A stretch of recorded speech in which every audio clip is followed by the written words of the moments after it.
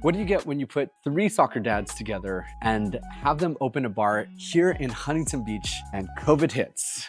Today, we are talking to the owners of Mattercraft, a gastropub here in the heart of Huntington Beach, where good food meets really great connections. And I got a really good question for you to start off here today. Do you think Huntington Beach needs more community-focused places like this, or is it already too saturated? Drop your thoughts in the comments, and this one could get interesting.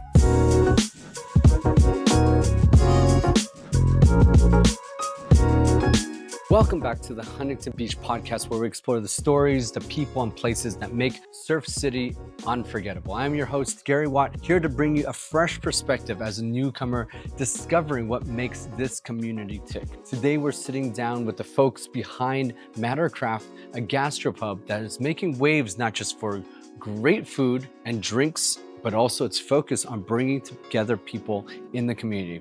As someone new to Huntington Beach, I'm always on the lookout for places that truly represent the spirits of the community. Mattercraft really feels like one of those places, and it's not just about the food and the amazing drinks, it's also about the people, the stories, and the connections that happen there. This podcast, I think, is really about sharing those stories. And if you're a local here in Huntington Beach and a business or a sponsor or someone who wants to sponsor or someone who just loves celebrating Huntington Beach, please reach out to us. We would love to hear from you to become one of our first sponsors and work together to highlight everything that makes this city great.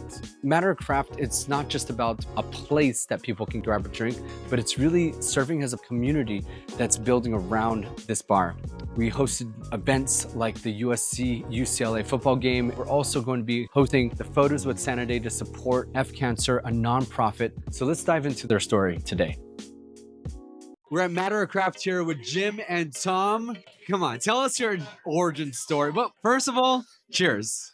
Cheers. Right. Cheers. Cheers. Not sure if it's a good idea or a bad idea, but actually we started out drinking beers on the sidelines at our daughter's soccer games and decided we'd open up a beer place. So here we are 5 years later, right? Right. Yeah, that's the short version. Okay. Those kids' soccer games can get a little bit mundane when they're out there kicking each other in the shins and gathering up and, kicking the ball around. So you need something to do.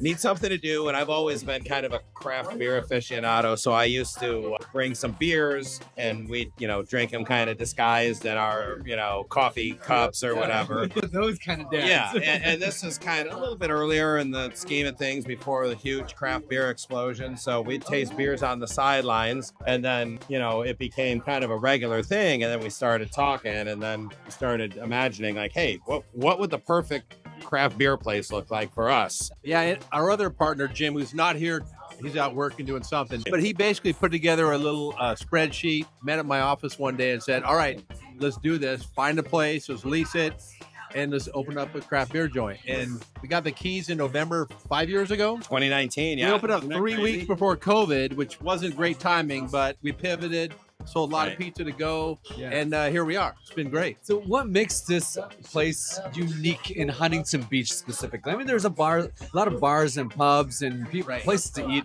What makes this place like where people would want to come here and enjoy coming here? Our concept was have something for everybody. We literally have our liquor license, so we have a full bar. We have really good wines at really good prices. Jim, like I said, curates all the beer. He knows more about beer than most people. We have 100 beers in the coolers up front. Very complimentary. Thank you. You can take them to go or drink them here, and we have 20 on tap. Again, so it's more of the concept. You can have it all here. In really good scratch kitchen. Our pizzas are awesome.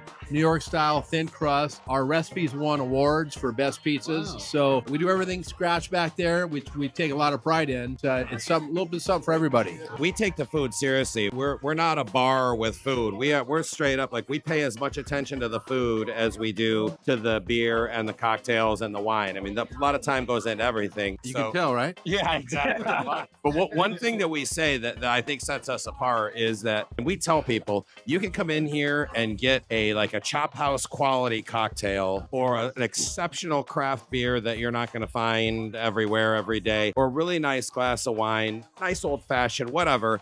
But the difference is you can come here in your board shorts and flip flops and your hat. 100%. And we're totally flannels and flip flops, Yeah, absolutely. Board shorts and flip flops, but we still are concerned and very focused on the quality of our food, the quality of our beer offerings, the quality of our drinks. And we put a lot of time and effort into that. So. And also, we're really big with the community. We do a lot of events for the local high schools, local clubs. We do give back nights where 20% goes to whoever it is. So we do a lot of stuff like that. Tonight happens to be trivia night. One of the breweries comes in and does beer giveaways. We make it fun and festive, and looking forward to the holiday season too. You got to check us out. We'll be going big for Christmas. Yep, and Wine Wednesdays, and we do live entertainment. Again, we got a bunch of stuff coming up in December. We have holiday karaoke night. Talking of events, we're actually doing an event together. We're doing number 1 USC versus UCLA football game. That's so right. That's why I really feel like they're really into the community, really bringing people into this place. I mean, it's a space. It's not just a restaurant. It's a space where people can connect. I think that's really important.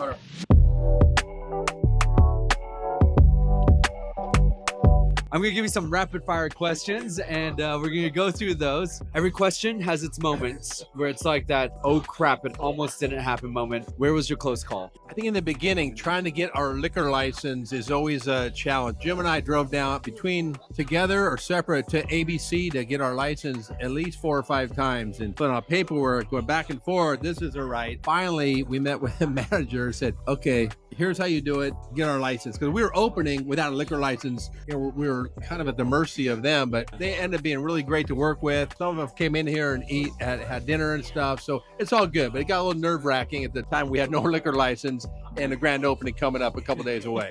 In the life of being a restaurateur, owning a restaurant, especially guys like us who haven't worked in the restaurant world, and we have, but I mean, as employees back in the day, I mean, literally every day we wake up and it's like a, oh crap moment. Because I'm telling you, this past month, I swear we've had something break every day. We've got leaks, we've got water heater leaking, we've got ice machine going down. Everything we have to fix rapid fire.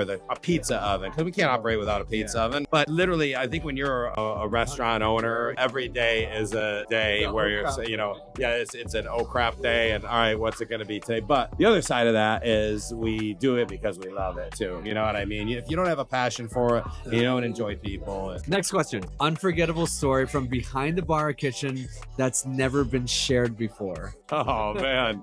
Okay. Actually, some comes to mind now. I wasn't here. Our other business partner, Jim, the other Jim, handled this. I'm a retired law enforcement guy. Tom's dad is a retired captain from the sheriff's department. So we've got military. We've got, and other Jim's dad is a retired admiral. Look, we're patriotic guys. We're definitely appreciate first responders and our military, no question about that. As part of that, over on our wall over there, we have patches, from agencies that we've worked for, our friends, and those are all things that people have brought us.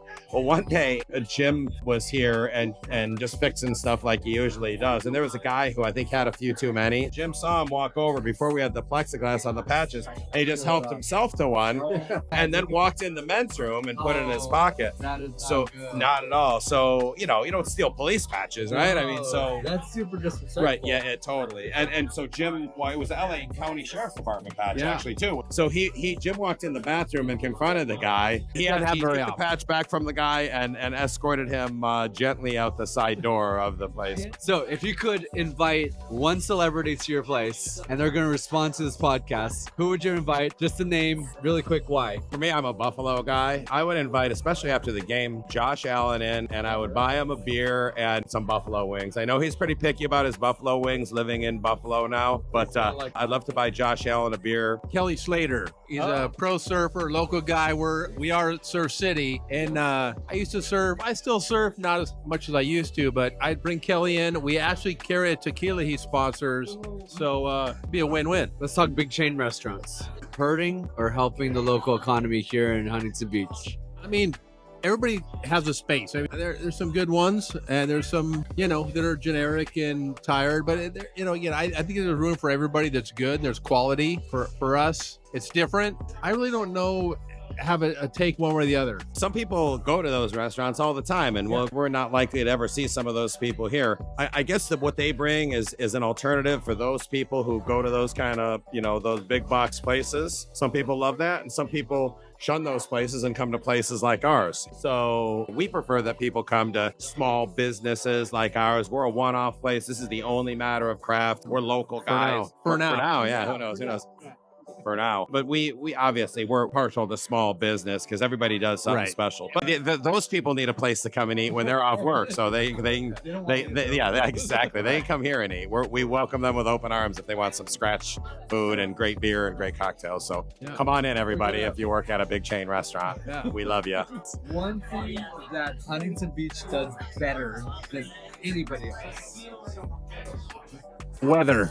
I mean, our weather's great. Also, as Huntington Beach, we have everything. Everything's convenient. Beach is right there. You want any type of food, you can get it. You want sushi, you want Chinese, you want pizza. Yeah, it's all easy to access. It's all really good. We have everything we need. I'm with you. Huntington Beach, to me, it's 100% spot on with that. A great community, great, diversity of food and things to do. But for me, it's community, honestly. Huntington Beach has a lot of terrific community pride, community involvement. Again, rallying around local businesses, just supporting locals and local businesses. So, yeah, that's one thing I feel like Huntington Beach does really, really well. Community. So, Huntington Beer. HB. Cheers. I think I'm going to do interviews with beer from now on. This has been such a great and inspiring conversation with the team from Mattercraft. It's incredible to see not just that they love the business, but they have a passion for it also. The food they have a passion for. He's constantly telling me to take a bite of that pizza or try this beer and try that beer. I love their approach to really pull in the group and the community together is what I've been seeing. So I had a question. What is your to-go neighborhood spots here in Huntington Beach? Is it like Mattercraft, or do you feel like something Huntington Beach might be missing also? Share your thoughts below. Also, I have a question about whether you would attend in-live person events like Photos with Santa or the USC-UCLA game at places like Mattercraft. Why or why not? Please don't hold back your opinions. These are the stories that make the podcast a reflection of Huntington Beach. And if you know any places or people that we should feature, please send us a message. We'd love to connect with them and bring these stories to the community. Please be sure to subscribe to the Huntington Beach podcast and leave a review, and share this episode with someone who loves supporting local businesses and the local community. Until next time, keep celebrating everything that makes Surf City so special.